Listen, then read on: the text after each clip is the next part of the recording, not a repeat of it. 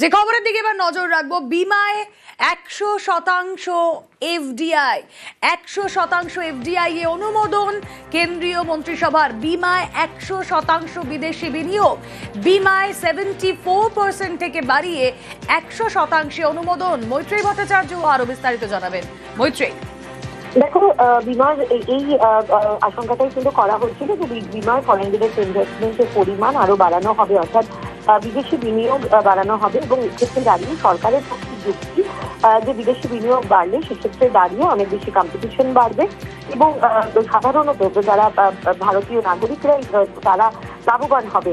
কিছুদিন আগেই বিমার উপর জীবন বীমা এবং স্বাস্থ্য বিমার উপর থেকে জিএসটি প্রত্যাহার করে নিয়েছে সরকার, এবং সেই পরিস্থিতিতে দাঁড়িয়ে 100% এফডিআই, একদিকে সরকার যখন বলছে যে এটি সাধারণ মানুষের জন্য ভালো হবে, অন্যদিকে বিরোধীরা তারা সোচ্চার হচ্ছেন এটা বলে যে আদতে যখন ইন্টারন্যাশনাল সংস্থারা যখন আসবেন ইনভেস্টমেন্ট করবেন তখন বিমার প্রিমিয়াম যে সেই আবারও বেড়ে যাবে, ফলে চড়া প্রিমিয়ামের আশঙ্কা করছেন বিরোধীরা। এবার দেখার যে এফডিআই 100% হয়ে যাওয়ার ফলে বাস্তবে সাধারণ মানুষের কতটা লাভ হয়, যেমনটা সরকার দাবি করছে। অর্থাৎ মৈত্রী, আরো একটু ভালো করে বুঝে নিতে চাই যে এই বিমায় জিএসটি মকুবেও তার মানে খুব বেশি সুরাহা থাকছে না যদি এভাবে বিমায় 100% বিদেশি বিনিয়োগ হয়। দেখো, একেবারে সেরকমই কিন্তু আশঙ্কা বিশেষজ্ঞরা প্রকাশ করছেন। আজকের ক্যাবিনেটের এই 100% এফডিআই এর যে প্রপোজাল সেটাকে পাস করেছে, এটা আগামী সপ্তাহে পার্লামেন্টে আসবে এবং পার্লামেন্টে আসার পর এটা নিয়ে ডিসকাশন হবে এবং পাস হবে। কিন্তু মূলত দুটো জায়গায় এটা নিয়ে সব থেকে বেশি প্রশ্ন রয়েছে। এক হচ্ছে যে যখন ফরেন ডিরেক্ট ইনভেস্টমেন্ট আসবে তখন সেক্ষেত্রে দাঁড়িয়ে প্রিমিয়ামের ওপর তার কতটা ইম্প্যাক্ট করবে। তার কারণ যখনই বিদেশি বিনিয়োগ হবে তারা ভারতের ইন্ডাস্ট্রিতে তারা যদি ইনভেস্ট করতে চায় সেক্ষেত্রে দাঁড়িয়ে তাদের কিছু লাভের যে জায়গায় তারা থাকবে। কিন্তু সরকারের পক্ষের যুক্তি হচ্ছে এর ফলে। বেশ মৈত্রী, তুমি আমাদের সঙ্গে থাকো। বিমায় 100% এফডিআই, 100% এফডিআই এ অনুমোদন এবার কেন্দ্রীয় মন্ত্রিসভা। কথা বলবো অরূপ চক্রবর্তীর, তৃণমূল মুখপাত্র রয়েছেন সঙ্গে। অরূপদা, স্বাগত জানাবো নিউজ 18 বাংলা স্টুডিও থেকে। আমি রুমেলা কথা বলছি। যে আশঙ্কার একটা সম্ভাবনা সামনে আসছে, যে আমরা দেখলাম যে স্বাস্থ্য বিমা থেকে জিএসটি মকুব করে দেওয়া হলো, কিন্তু 100% এফডিআই যদি হয় তাতেই কেন্দ্রীয় মন্ত্রিসভার অনুমোদন, তাহলে কিন্তু এই আশঙ্কা এড়ানো যাচ্ছে না যে সুরাহা খুব মিলবে আদৌ। না, প্রথম কথা রুমেলা, দেখুন যে সরকারটাই নিজেদের বিক্রি করে দিয়েছে আমেরিকার কাছে আর চীনের কাছে আর পাকিস্তানের কাছে ভয়ে, তো সেই সরকার তো দেশের মানুষের গচ্ছিত সম্পদ বিক্রি করবেই। এই সরকার সিদ্ধান্ত নিতে পারে না সিজফায়ার কবে হবে, ডোনাল্ড ট্রাম্প সিদ্ধান্ত ঘোষণা করে। তো সেই সরকারের কি মেরুদণ্ড প্রত্যাশা করেন? এতদিন পর্যন্ত আদানি আম্বানিকে বিক্রি করতো, এখন বড় কর্পোরেটকে বিক্রি করবে, এখন আমেরিকা ঠিক করে দেবে। কারণ নরেন্দ্র মোদীকে বাঁচতে গেলে আমেরিকাকে তুষ্ট করা ছাড়া উপায় নেই। নরেন্দ্র মোদীকে বাঁচতে গেলে, মানে নিজের গদি বাঁচাতে গেলে পাকিস্তানের সাথে লড়তে পারার ক্ষমতা নেই। নরেন্দ্র মোদীর যদি নিজের গদি বাঁচাতে হয় তাহলে আজকে চায়না যতই ও ডোকলামে ঢুকুক, যতই ও কারগিল লাদাখের মধ্যে অনুপ্রবেশ করার চেষ্টা করুক, তাকে প্রতিরোধ করবার মতো ক্ষমতা নেই। তো স্বাভাবিকভাবে যেই সরকারের মেরুদণ্ড লুব্ধ হয়ে পড়ে সেই সরকার তো ফরেন ডাইরেক্ট ইনভেস্টমেন্ট অ্যালাউ করবেই। এই সরকার রাষ্ট্রায়ত্ত সংস্থা বিক্রি করছে, এবার বীমা সংস্থাকে পুরোপুরি কর্পোরেটের হাতে তুলে দিয়ে দেশের মানুষের গচ্ছিত অর্থের সর্বনাশ করে দিচ্ছে। আগামী দিন মানুষের জীবনের শেষ ভরসা ছিল বিমা। বিমায় মানুষ টাকা ইনভেস্ট করতো ভবিষ্যতের জন্য, সেটাকে এই কর্পোরেটের হাতে, বহিরাগতদের হাতে, মানে এতদিন নিরক্ষ মোদী মেহুল চক্রীরা টাকা মেরে পালাতো, এবার সরাসরি টাকাটা যাবে ডাইরেক্ট আমেরিকায় কিংবা চায়নাতে। এই সরকার বেচুয়ার সরকার, এই সরকারকে দেশের মানুষ আগামী দিন বিক্রি করে দেবে জনগণের। বেশ, এই মুহূর্তে আমাদের সঙ্গে রয়েছেন বিজেপি মুখপাত্র দেবজিৎ সরকার। স্বাগত জানাবো নিউজ 18 বাংলা স্টুডিও থেকে। আমি রুবেলা কথা বলছি আপনার সঙ্গে। বিমায় 100% বিদেশি বিনিয়োগ, তৃণমূল কিন্তু কটাক্ষ করতে ছাড়ছে না এখনই। তারা বলছে এটা সরকারের বিকেন্দ্রীকরণের মতো একটা ভুল সিদ্ধান্ত। ওনারা জিতে বুঝতে দেবেন, ওনারা যখন সরকার তৈরি করবেন, যখন এত অপছন্দ ওনারা সরকারে আসবেন তখন বদলে দেবেন। এত কথা বলছেন কেন? আরে বাবা, যাদের বেসরকারিকরণের শুরুয়াত হয়েছে বিশ্ব বাংলার ব লেখা ওই লোগোটাকে, তারা বাঙালিকে যারা ব বলে মনে করে, তারা ব দিয়ে চিহ্নিত করতে চায়, তারা ওইটাই শুরু হয়েছে একটা লিপস অ্যান্ড বাউন্ড বলে একটা কোম্পানি নাকি ওই চিহ্নটার মালিক ছিল, যেখানে এখান থেকে শুরু হয়েছে, তাদের মুখে এইসব কথা মানায়? কিসের কথাবার্তা? যেটা ভারত সরকার মনে করেছেন যে ভারতবাসীর উপকার হবে, ভারত সরকার করেছেন। ওনারা যখন সরকারে আসবেন তখন ওনারা করবেন, অসুবিধার কি আছে? এখন থেকে নোট ধরতে থাকুন। ধন্যবাদ দেবজিৎ বাবু।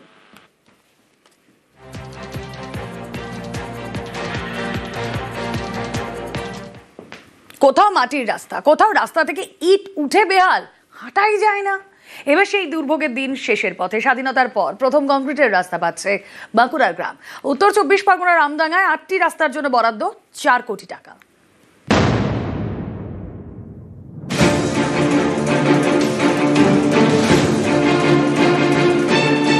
বাঁকুড়ার পাত্রসায়র ব্লকের নারায়ণপুর গ্রাম পঞ্চায়েত। এখানকার কমলাসায়র এবং নারায়ণপুরের মধ্যে 1.5 কিলোমিটার মাটির রাস্তা। স্বাধীনতার পরেই প্রথম রাস্তাটি পাকা হবে। বৃহস্পতিবার তারই শিলান্যাস হয়ে গেল। কমলাসায়র এবং নারায়ণপুরের মধ্যে মাটির রাস্তা। এই পথ দিয়ে যাতায়াত করেন আশপাশের 5টি গ্রামের বাসিন্দা। তাদের অভিযোগ, বর্ষার সময় দুর্ভোগ বাড়ে, মাটির রাস্তায় যাতায়াত করা যায় না, গ্রামে ঢুকতে চায় না অ্যাম্বুলেন্স। স্থানীয়দের দীর্ঘদিনের দাবি ছিল পাকা রাস্তা হোক। শেষমেশ মাটির রাস্তা পাকা হচ্ছে। পথশ্রী প্রকল্পে বরাদ্দ করা হয়েছে প্রায় 90 লক্ষ টাকা। যাতায়াতের বিশাল অসুবিধা ছিল। ছাত্রছাত্রীরা স্কুলে যেত, কষ্ট পেত, কাদার মধ্যে পড়ে যেত সাইকেল নিয়ে। সেই জায়গায় এই পথশ্রী রাস্তাটি হয়েছে, তার জন্য আমরা গ্রামবাসী হিসাবে খুবই উপকৃত। সম্পূর্ণভাবে এবারে আমাদের সুবিধা হবে। পথশ্রী রাস্তাটি আমার কাছে দাবি ছিল। এই রাস্তাটি সম্পূর্ণ হচ্ছে কমলাসায়ের সন্তোষ মাল্লিকের বাড়ি থেকে নারায়ণপুর টিঙ্কু মন্ডলের দোকান পর্যন্ত এই রাস্তাটি তৈরি হচ্ছে 1.5 কিলোমিটার।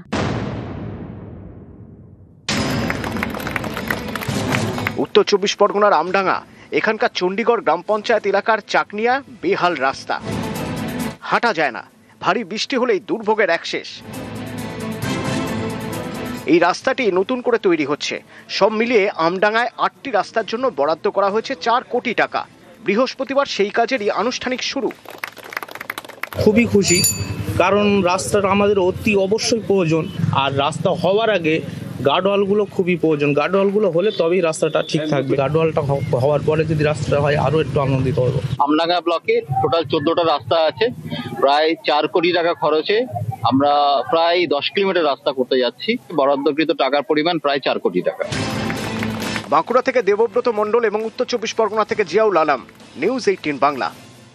যে খবরের দিকে এবার নজর রাখবো, বিমায় 100% এফডিআই, 100% এফডিআই এ অনুমোদন কেন্দ্রীয় মন্ত্রিসভার। বিমায় 100% বিদেশি বিনিয়োগ, বিমায় 74% থেকে বাড়িয়ে 100% অনুমোদন। মৈত্রেয়ী ভট্টাচার্য আরো বিস্তারিত জানাবেন। মৈত্রেয়ী, দেখো, বিমার এই আশঙ্কাটাই কিন্তু করা হচ্ছিল যে বিমার ফরেন ডিরেক্ট ইনভেস্টমেন্টের পরিমাণ আরো বাড়ানো হবে, অর্থাৎ বিদেশি বিনিয়োগ বাড়ানো হবে। এবং এক্ষেত্রে দাঁড়িয়ে সরকারের যুক্তি যে বিদেশি বিনিয়োগ বাড়লে সেক্ষেত্রে দাঁড়িয়ে অনেক বেশি কম্পিটিশন বাড়বে এবং সাধারণত যারা ভারতীয় নাগরিকরা তারা লাভবান হবে। কিছুদিন আগেই বিমার উপর জীবন বীমা এবং স্বাস্থ্য বিমার উপর থেকে জিএসটি প্রত্যাহার করে নিয়েছে সরকার, এবং সেই পরিস্থিতিতে দাঁড়িয়ে 100% এফডিআই, একদিকে সরকার যখন বলছে যে এটি সাধারণ মানুষের জন্য ভালো হবে, অন্যদিকে বিরোধীরা তারা সোচ্চার হচ্ছেন এটা বলে যে আদতে যখন ইন্টারন্যাশনাল সংস্থারা যখন আসবেন ইনভেস্টমেন্ট করবেন তখন বিমার প্রিমিয়াম যে সেই আবারও বেড়ে যাবে। ফলে চড়া প্রিমিয়ামের আশঙ্কা করছেন বিরোধীরা। এবার দেখার যে এফডিআই 100% হয়ে যাওয়ার ফলে বাস্তবে সাধারণ মানুষের কতটা লাভ হয়, যেমনটা সরকার দাবি করছে। অর্থাৎ মৈত্রী, আরো একটু ভালো করে বুঝে নিতে চাই যে এই বিমায় জিএসটি মকুবেও তার মানে খুব বেশি সুরাহা থাকছে না যদি এভাবে বিমায় 100% বিদেশি বিনিয়োগ হয়। দেখো, একেবারে সেরকমই কিন্তু আশঙ্কা বিশেষজ্ঞরা প্রকাশ করছেন। আজকের ক্যাবিনেটের এই 100% এফডিআই এর যে প্রপোজাল সেটাকে পাস করেছে, এটা আগামী সপ্তাহে পার্লামেন্টে আসবে এবং পার্লামেন্টে আসার পর এটা নিয়ে ডিসকাশন হবে এবং পাস হবে। কিন্তু মূলত দুটো জায়গায় এটা নিয়ে সব থেকে বেশি প্রশ্ন রয়েছে। এক হচ্ছে যে যখন ফরেন ডিরেক্ট ইনভেস্টমেন্ট আসবে তখন সেক্ষেত্রে দাঁড়িয়ে প্রিমিয়ামের ওপর তার কতটা ইম্প্যাক্ট করবে। তার কারণ যখনই বিদেশি বিনিয়োগ হবে তারা ভারতের ইন্ডাস্ট্রিতে তারা যদি ইনভেস্ট করতে চায়, সেক্ষেত্রে দাঁড়িয়ে তাদের কিছু লাভের যে জায়গায় তারা থাকবে। কিন্তু সরকারের পক্ষের যুক্তি হচ্ছে এর ফলে বেশ মৈত্রী, তুমি আমাদের সঙ্গে থাকো।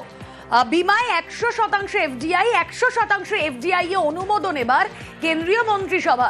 কথা বলবো অরূপ চক্রবর্তীর, তৃণমূল মুখপাত্র রয়েছেন সঙ্গে। অরূপদা, স্বাগত জানাবো নিউজ 18 বাংলা স্টুডিও থেকে। আমি রুমেলা কথা বলছি। যে আশঙ্কার একটা সম্ভাবনা সামনে আসছে, যে আমরা দেখলাম যে স্বাস্থ্য বিমা থেকে জিএসটি মকুব করে দেওয়া হলো, কিন্তু 100% এফডিআই যদি হয় তাতেই কেন্দ্রীয় মন্ত্রিসভার অনুমোদন, তাহলে কিন্তু এই আশঙ্কা এড়ানো যাচ্ছে না যে সুরাহা খুব মিলবে আদৌ।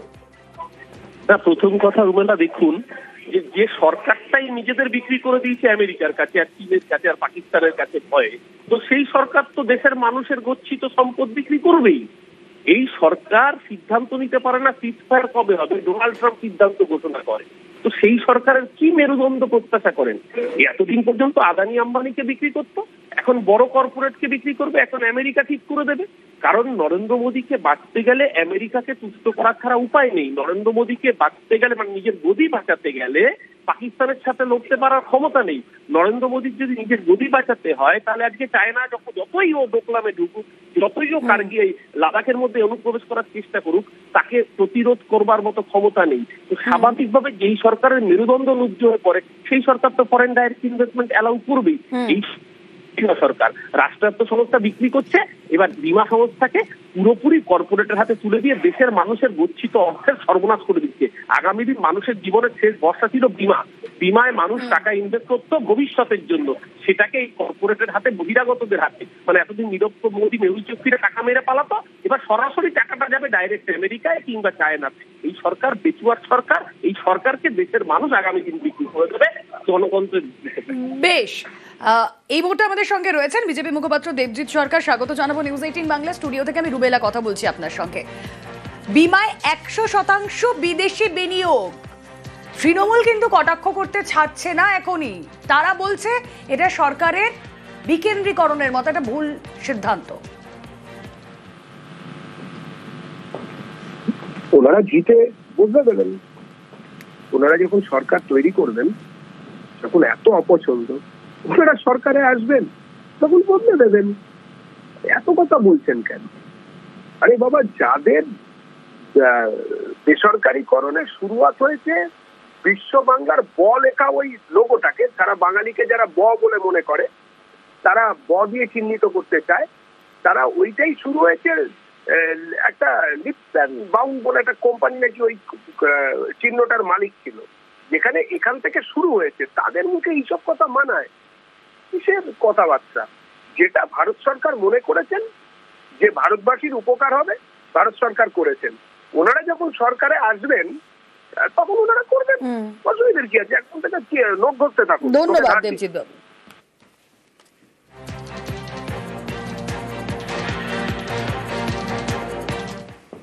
কোথাও মাটির রাস্তা, কোথাও রাস্তা থেকে ইট উঠে বেহাল, হাঁটাই যায় না। এবার সেই দুর্ভোগের দিন শেষের পথে। স্বাধীনতার পর প্রথম কংক্রিটের রাস্তা পাচ্ছে বাঁকুড়ার গ্রাম। উত্তর 24 পরগনার রামডাঙ্গায় 8টি রাস্তার জন্য বরাদ্দ 4 কোটি টাকা।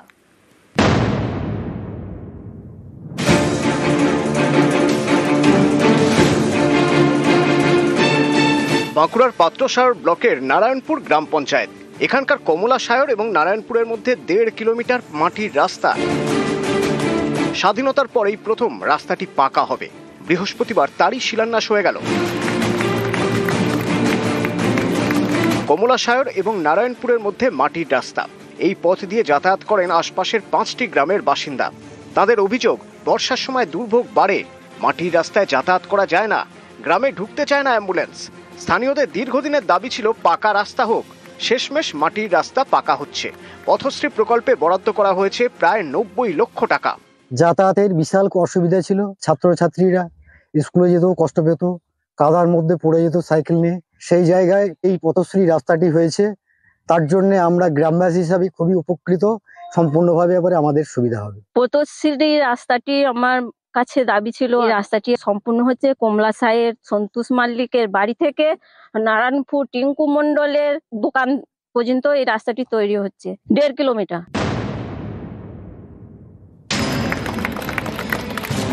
উত্তর 24 পরগনার আমডাঙ্গা, এখানকার চণ্ডীগড় গ্রাম পঞ্চায়েত এলাকার চাকনিয়া বেহাল রাস্তা, হাঁটা যায় না, ভারী বৃষ্টি হলেই দুর্ভোগের এক শেষ।